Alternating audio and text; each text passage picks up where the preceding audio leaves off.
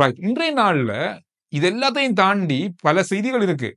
அது எல்லாத்தையும் தாண்டி ஸ்ரீலங்கன் ஏர்லைன்ஸுக்கு சொந்தமான ஒரு விமானம் ஒன்று கொழும்பு நகரத்துல மக்கள் பார்க்கறதுக்காக பறந்தது இன்று காலையில. இது ஏன், எதுக்காக திடீரென்று இந்த விமானம் பறந்தது? இதுல என்ன புதுமை இருக்கு? இதுல என்ன விஷயம் இருக்கு? இதுல என்ன தகவல் இருக்கு? அப்படின்றத நிறைய பேரு தேடினத நான் பார்த்தேன். அவங்களுக்காக இந்த விஷயங்கள். அதாவது ஸ்ரீலங்கன் ஏர்லைன்ஸுக்கு ஒரு புதிய விமானம் ஒன்று வாங்கப்பட்டிருக்கிறது. அதாவது இந்த விமானம் பிரான்ஸ்ல இருந்து இன்றைய நாள்ல கட்டுநாயக்க விமான நிலையத்துக்கு வந்து தரையிறங்கி இருந்தது. கிட்டத்தட்ட 8 வருஷங்களுக்கு பிறகு இந்த நிறுவனம் வந்து நட்டத்துல இயங்கி கொண்டிருக்கிறது. இப்ப கூட நட்டத்துல இயங்கி கொண்டிருக்கிற நிறுவனம். 8 வருடங்களுக்கு முதல் ஸ்ரீலங்கன் ஏர்லைன்ஸ் அப்படின்றது சிங்கப்பூர் ஏர்லைன்ஸோட ஒரு ஒரு ஒரு கிட்ட இருந்த ஒரு விமான சேவை. மிகப்பெரிய அளவுல பேசப்பட்ட ஒரு விமான சேவை. ஆனா மிகப்பெரிய அளவுல நட்டத்துல இருந்த நேரத்துல 8 வருஷங்களுக்கு முதல்ல இருந்தே விமானங்களை கொள்வனவு செய்யறத நிறுத்தி வச்சிருந்தாங்க. ஏன்னா அந்த அளவு காசு இல்லை அப்படின்றதால இருக்கிற விமானங்களை வச்சு இந்த சேவை இதுவரைக்கும் இன்றைக்கு வரைக்கும் நடக்குது.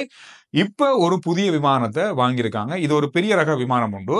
இந்த விமானம் வந்து ஸ்ரீலங்கன் ஏர்லைன்ஸோட சேவையோட இணைக்கப்பட்டதை மக்களுக்கு காட்டுறதுக்கு இப்படி ஒரு விமானம், புதிய விமானம் ஒன்று இணைக்கப்பட்டிருக்கு நீண்ட காலத்துக்கு பிறகு, 8 வருஷத்துக்கு பிறகு அப்படின்றத பார்க்கறதுக்காக மக்களுக்காகவும் ஊடகங்கள் அல்லது பொது வழியில அதை காட்டணும் அப்படின்றதுக்காக தான் இந்த விமானம் கொழும்பு நகரத்தை, அதாவது காலிமுகத்திடல் போர்ட் சிட்டி அந்த பகுதியால தரையிறங்கி இருந்தது இன்றைய நாள்ல. இந்த விஷயம் இன்றைய நாள்ல பரவலா எல்லா சமூக வலைதளங்களையும் செய்தி ஊடகங்களையும் பார்க்கக்கூடியதாக இருக்கு. ஸ்ரீலங்கன் ஏர்லைன்ஸ் இந்த விமானத்தை சொந்தமா வாங்கல, பிரான்ஸ் நிறுவனத்திடமிருந்து குத்தகைக்கு 8 வருட குத்தகைக்கு தான் அதை வாங்கியிருக்காங்க. ஆனாலும் இது நீடிக்கப்படும் அப்படின்னு சொல்லப்பட்டிருக்கு. இதே மாதிரி இன்னும் 2 விமானங்கள் வர்ற இந்த வருஷம் டிசம்பர் மாதத்துக்குள்ள ஸ்ரீலங்கன் ஏர்லைன்ஸுடைய சேவையோட இணைக்கப்படும். இதே போல பெரிய ரக விமானங்கள் சொல்லப்படுது. இதுக்கு முதல்ல இப்ப வரைக்கும் ஸ்ரீலங்கன் ஏர்லைன்ஸுக்கு, அதாவது நேற்று வரைக்கும் 22 விமானங்கள் இருந்தது. இந்த விமானத்தோட சேர்த்து 23 விமானங்கள் இப்பொழுது ஸ்ரீலங்கன் ஏர்லைன்ஸுடைய சேவையில இருக்கு. எனவே அரசாங்கம், கடந்த கால அரசாங்கம் வந்து இந்த ஸ்ரீலங்கன் ஏர்லைன்ஸுடைய விமான சேவைகளை ஒரு வெளிநாட்டு நிறுவனத்துக்கு விற்கிறதுக்கு தான் முயற்சி பண்ணாங்க. ஆனா இந்த அரசாங்கம் அது விற்கப்படாது, இது அரசாங்கமே நடத்தும் அப்படின்ற அடிப்படையில இப்ப பல விஷயங்கள் இதுல மாற்றப்பட்டு இந்த சேவையை தொடர்ச்சியா லாபத்தில் இயங்குற ஒரு நிறுவனமாக கொண்டு வரதுக்கான முயற்சிகள் பெரிய அளவா நடந்து கொண்டிருக்கு. இன்றைய நாள்ல பரவலா பாராளுமன்றத்துல பெரிய அளவான வளமை போல அமளி மொழி, கருத்து வேறுபாடுகள், கருத்து முரண்பாடுகள் என்று ஏராளமா இருந்தது. அதுல கடந்த கிழமை மஹிந்தானந்தா அழுத்தமுக்கு நலிந்த் பெர்னாண்டோ அவங்க 2 பேருக்கும் விதிக்கப்பட்ட கடூழிய சிறை தண்டனை தொடர்பாக பரவலா நாங்க பேசினோம். அது தொடர்பாக நிறைய விளக்கம் நாம பேசியிருக்கோம். இந்த விஷயம் தொடர்பாக நீதி அமைச்சர் ஒரு இடத்துல இந்த அரசாங்கம் இருந்தபடியே தான் இவங்களுக்கு இந்த தண்டனை கிடைத்தது அப்படின்ற ஒரு விஷயத்த சொன்னாரு அப்படின்ற பெரிய அளவான சர்ச்சை, பெரிய அளவான விமர்சனத்துக்குள்ளாக இருந்தது. காரணம்டா அப்படின்னா நீதி துறை வந்து அரசாங்கத்தினுடைய கட்டுப்பாட்டுல இருக்கு அப்படின்ற மாதிரியான பல கேள்விகளை எழுப்பி அவருக்கு எதிரான விமர்சனங்கள் முன்வைக்கப்பட்டது. ඊයේ මම හිතන්නේ ගරු නාමල් මන්ත්‍රීතුමත් කියන්න යෙදුනා මම අධිකරණයට අපහාස කළා කියලා. ගරු කතානායකතුමනි මම අවුරුදු 25ක් අධිකරණයේ ජීවත් වෙච්ච මිනිහෙක්. අවුරුදු 25ක් මගේ පවුල් නඩත්තු කරේ කන්න බොන්න දුන්නේ ඒ අධිකරණ සේවයෙන් හම්බ වෙන සල්ලි වලින්. එහෙම නැතුව කාගෙන්වත් හොරා කාපුවා ආච්චිලා දීපු මැණික් මළු අපිට තිබුණ නැති නිසා. එතකොට අපි දන්නවා ඒ අධිකරණයට ගරු කරන්න ඕන හැටි. ඒක නිසා මගේ ප්‍රකාශයෙන් කොටසක් සංස්කරණය කළා දාලා ලියවිල්ලක් ලියලා ඒ අසත්‍ය ප්‍රකාශයට උඩ ගෙඩි දෙන්න try කරලා තියෙනවා. නමුත් ඒ විනාඩි 9න් බැලුවොත් අඩු වෙන 6 වෙනි විනාඩියේ ඉඳලා මම මේකට කතාව තේරෙනවා. ඉතින් මම පැහැදිලිව කියනවා කොයිම ආකාර අධිකරණ අපහාසයක් කරේ නැහැ. அவர் சொன்ன விஷயம் 6, 7, 8 நிமிஷத்துக்கு சொன்ன விஷயத்த அவங்க அந்த விஷயத்த மட்டுமே எடுத்து எடிட் பண்ணி இதை தொலைக்காட்சியில ஒளிபரப்பு செஞ்சிருக்காங்க. இந்த விஷயம் வந்து பிழையான ஒரு தகவல் அப்படின்ற மாதிரி அவர் அந்த விஷயத்துல சொல்லியிருந்தாரு. இவ்வளவு பல வருடங்கள் நான் நீதித்துறையில வேலை செஞ்ச ஒரு ஆள், நீதிமன்றத்தையும் நீதித்துறையும் எப்படி மதிக்கணும், அதை பத்தி எப்படி பேசணும் அப்படின்றது எனக்கு நல்லாவே தெரியும். அதனால இந்த எடிட் பண்ணி போட்ட விஷயங்களை வந்து தவிர்த்து கொள்ளுங்க. இந்த மாதிரியான பல மீடியாக்கள் பிள்ளையா மக்களை வழி நடத்துற விஷயங்கள் வந்து மிகப்பெரிய அளவான விமர்சனங்களுக்குள்ளாகி இருக்கு. අපි එහෙම කිව්වේ නැහැ. ලැජ්ජයි.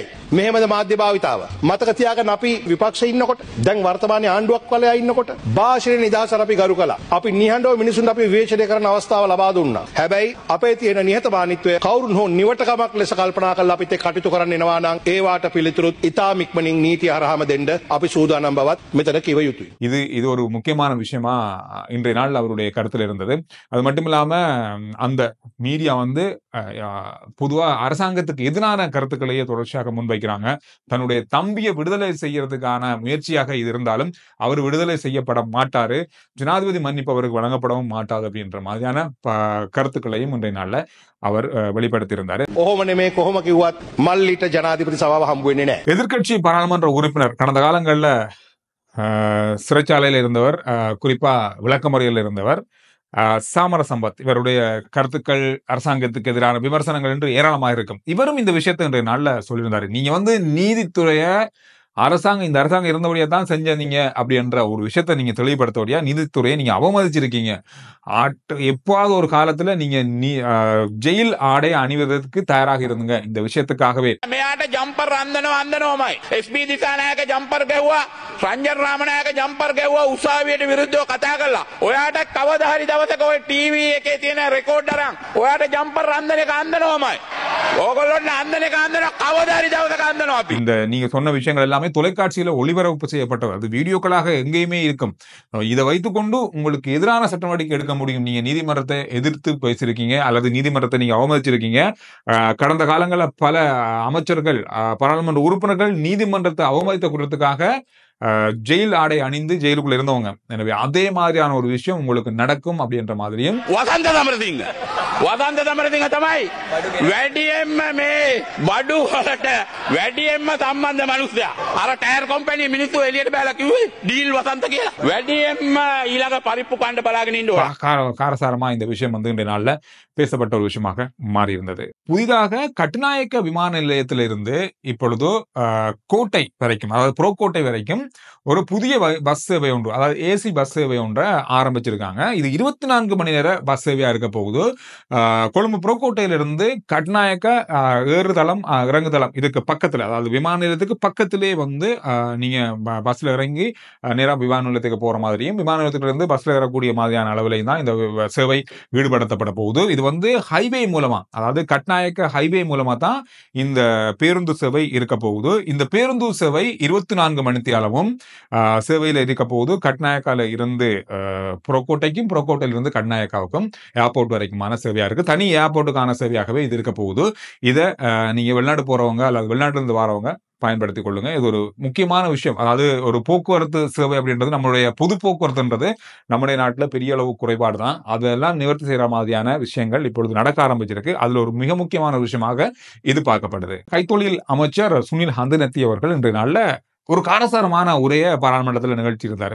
ඒක හර්ෂණ නානායක්කාර කියන්නම ඕන. අධිකරණ මැතිතුමා ඒක කෙලින් කියන්න ඕන. රනිල් වික්‍රමසිංහ රාජපක්ෂලා මම හිරේ දානවා කියලා. මම කියනවා. ராஜபக்சல ஹிரே தானோட மேரட ஜனதா அசத்துரு நே. இதுல பல விஷயங்கள் அவர் சொல்லியிருந்தார். அதுல இலங்கைக்கான வெளிநாட்டிலிருந்து செய்யப்பட்ட முதலீடுகள் 650 மில்லியன் அமெரிக்க டாலர்கள் இந்த வருஷத்துல மட்டும் நடந்திருக்கு. இது கடந்த வருஷங்கள்ல இல்லாத ஒரு தொகை. அது மட்டும் இல்லாம கடந்த காலங்கள்ல ஊழல், லஞ்சம் சம்பந்தமாக குற்றஞ்சாட்டப்பட்டவர்கள் கண்டிப்பாக தண்டனை வழங்கப்பட வேண்டியவர்கள்.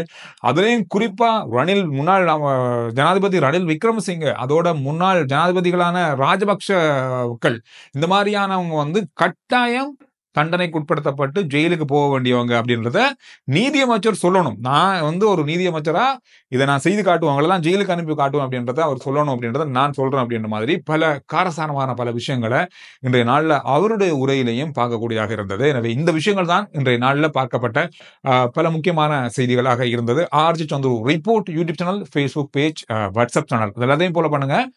அடுத்த வீடியோல நான் உங்களை சந்திக்கிறேன்.